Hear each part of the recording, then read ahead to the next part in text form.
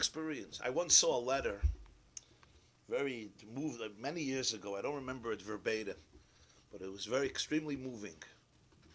It was a letter in the 1970s in Coney Island in Brooklyn. There was a hospital with a special section. It's probably still there. They had a special department for children with special needs. And they had every day, it was a government-sponsored program, and they had everyday prayer. In the 70s, when the tension between church and state accelerated in this country, so they canceled. They canceled it because you can't mix in religion into a governmental institution because of the separation of what's called church and state. So they canceled out the prayer. I saw a letter that the Lubavitcher Rebbe wrote to the president of the hospital, or one of the directors, the person who was in charge there, about the children in his department, in his hospital. And he wrote something, I saw it many years ago, I just remember the Teuchen. And he said that kids with special needs, and this is all types of special needs, whether it's autism, Down syndrome, various forms of retardation, or difficult development, various challenges in their development that don't allow them to function like others. He said these people, these children, are very isolated people because nobody understands them. It's very hard for people to communicate with them.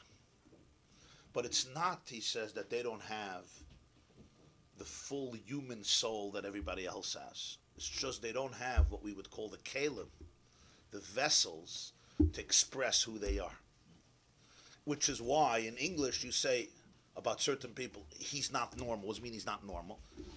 I look at you, I expect that you look at me. Yeah, I shake your hand, you give me a hand.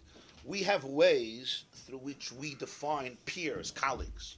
I could speak to you, you could speak to me. I could listen to you, you could listen to me. It's basically the five senses. We look at each other, we listen to each other, we make eye contact. We don't even realize we take these things for granted. When you have these children with special needs, you can't communicate with them. You speak to them, they don't answer you. For whatever reason. And the full experience of what is going on inside, we still don't know. We know a lot, we know more than we did know, we knew in the past, but still we don't know. But he said it's not that it's not there. They have a full, rich soul with a lot of experiences. I just don't have a way of accessing it. A regular child, what we call a regular child, let's call a regular developed child, I have a way of accessing his or her personality. I ask questions, they ask questions. They complain, they cry, they kvetch, they laugh. I give a candy, they're happy. I don't give a candy, they scream. I mean, there's ways of figuring it out, and that's called a relationship. With these children, he says, nobody knows how to have access. You want to speak, they don't answer, right? Doesn't look like they're here. You don't know when they're here, what they know, what they don't know. But he says, really, it's all inside. So you imagine how lonely they are. Because there's a full soul, a full personality, with a lot of richness, with infinite richness. But nobody in the world can relate to it. Why? Not because it doesn't there, because we don't have the tools, what we would call the net, to detect it. I don't have it. I know you because you look at me when I speak to you and you answer me. You nod, you don't nod, right? We get into an argument, we don't get into an argument. That's how I know you. But if I don't have those tools and you don't have those tools, so you're completely isolated, I'm completely isolated. So imagine the emotional agony that exists. There's only one entity that they know that fully understands them. And that is the one who created them. Because he created them. If he created them, he knows them. So for them, prayer is not just another nice thing to do. It's basically the only relationship in which they can be fully expressed. Because when they speak to people, they can barely speak, they can barely communicate, and people don't understand, and they don't understand because of the shortcomings. But that's just an issue of chitzonius, of communication. We don't have the tools to access it. So we call certain people normal and certain people not normal. What's the definition of not normal? Not normal means that my net can't deal with it. As tzimishigefamir.